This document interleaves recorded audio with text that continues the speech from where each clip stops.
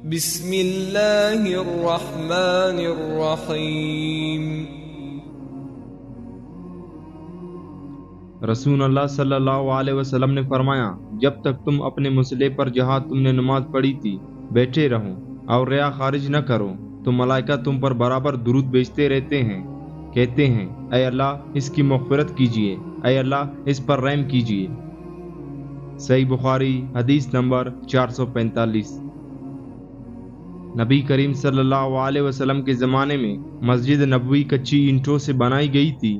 اس کی چھت کھجور کی شاخوں کی تھی اور ستون اسی کی کٹڑیوں کی۔ حضرت ابوبکر رضی اللہ عنہ نے اس میں کسی قسم کی زیادتی نہیں کی، البتہ حضرت عمر رضی اللہ عنہ نے اسے بڑھایا اور اس کی تعمیر رسول اللہ صلی اللہ علیہ وسلم کی بنائی ہوئی بنیادوں کے مطابق کچی اینٹوں اور کھجوروں کی شاخوں سے کی اور اس کے ستون بھی کٹڑیوں ہی کے رکھے۔ پھر حضرت عثمان رضی اللہ عنہ نے اس کی عمارت کو بدل دیا اور اس میں بہت سی زیادتی کی۔ اس کی دیواریں منقش پتھروں اور کیچ سے بنائی، اس کے ستون بھی منقش پتھروں سے بنوائے اور چھت ساگوان سے بنائی۔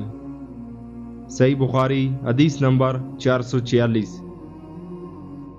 رسول اللہ صلی اللہ علیہ وسلم نے فرمایا، اگر کوئی شخص ہمارے مساجد یا ہمارے بازاروں میں تیر لیے ہوئے چلے تو ان کے پل تامے رہے، ایسا نہ ہو کہ اپنے ہاتھوں سے کسی مسلمان کو زخمی کر دے۔ صحیح بخاری حدیث نمبر 452۔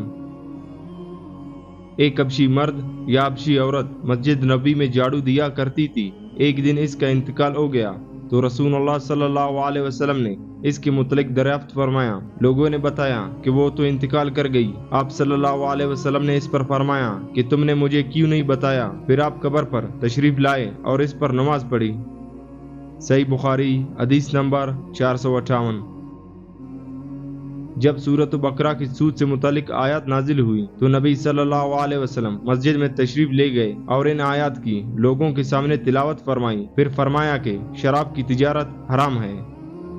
صحیح بخاری حدیث نمبر 459۔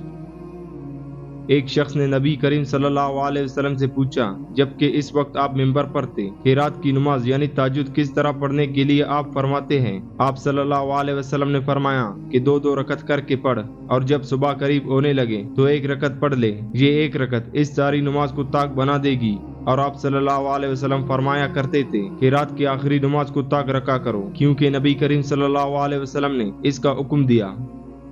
صحیح بخاری حدیث نمبر 472۔ آپ صلی اللہ علیہ وسلم نے فرمایا، ایک مومن دوسرے مومن کے لیے عمارت کی طرح ہے کہ اس کا ایک حصہ دوسرے حصے کو قوت پہنچاتا ہے۔ اور آپ صلی اللہ علیہ وسلم نے ایک ہاتھ کی انگلیوں کو دوسرے ہاتھ کی انگلیوں میں داخل کیا۔ صحیح بخاری حدیث نمبر 481۔ رسول اللہ صلی اللہ علیہ وسلم کعبے کے پاس کھڑے نماز پڑھ رہے تھے۔ قریشی اپنے مجلس میں قریب ہی بیٹھے ہوئے تھے۔ اتنے میں ان میں سے ایک قریشی بولا، اس ریاکار کو نہیں دیکھتے کیا کوئی ہے جو فلاں قبیلے کے ذبح کیے ہوئے اونٹ کا گوبر، خون اور اوجری اٹھا لائے، پھر یہاں انتظار کرے، جب یہ آن حضرت صلی اللہ علیہ وسلم سجدے میں جائے تو گردن پر رکھ دے۔ چنانچہ اس کام کو انجام دینے کے لیے ان میں سے ایک سب سے زیادہ بدبخت شخص اٹھا، اور جب آپ صلی اللہ علیہ وسلم سجدے میں گئے تو اس نے آپ صلی اللہ علیہ وسلم کی گردن مبارک پر یہ غزالتیں ڈال دیے۔ آن حضرت صلی اللہ علیہ وسلم سجدے ہی کی حالت میں سر رکھے رہے۔ مشرکین یہ دیکھ کر ہنسے اور مارے ہنسی کے ایک دوسرے پر لوٹ پوٹ ہونے لگے۔ ایک شخص غالباً ابن مسعود رضی اللہ عنہ حضرت فاطمہ رضی اللہ عنہ کے پاس آئے، وہ ابھی بچہ تھی۔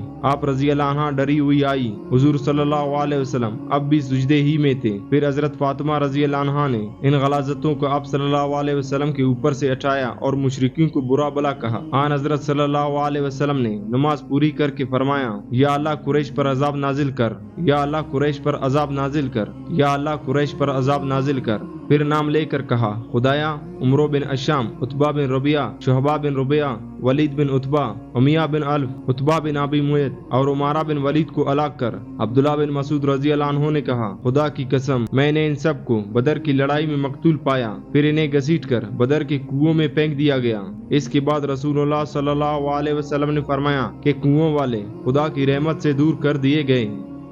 صحیح بخاری حدیث نمبر 452۔